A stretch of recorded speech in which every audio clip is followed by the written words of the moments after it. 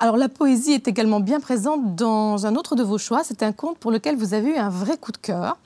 On va découvrir en 3 temps des tableaux qui ont été réalisés par un peintre anglais qui s'appelle Andrew Pocket pour illustrer un conte de Daniel Cohen qui s'appelle Blanche des oubliés. Alors c'est une histoire qui est née d'une façon insolite. Dites-nous comment. Le titre c'est Blanche des oublis. Des oublis, pardon.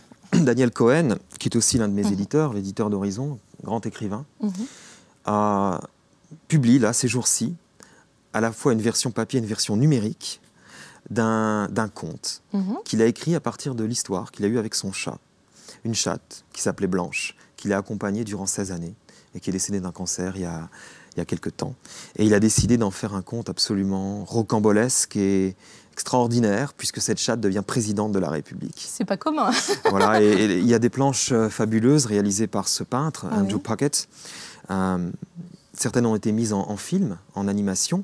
On peut retrouver d'ailleurs ces animations, tout à chacun peut les consulter sur Internet.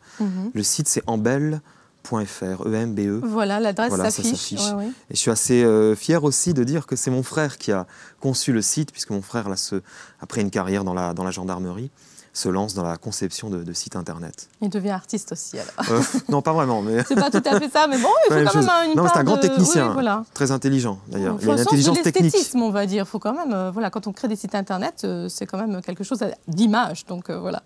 Alors, vous avez parlé du fait que ce conte est également en DVD et en livre numérique.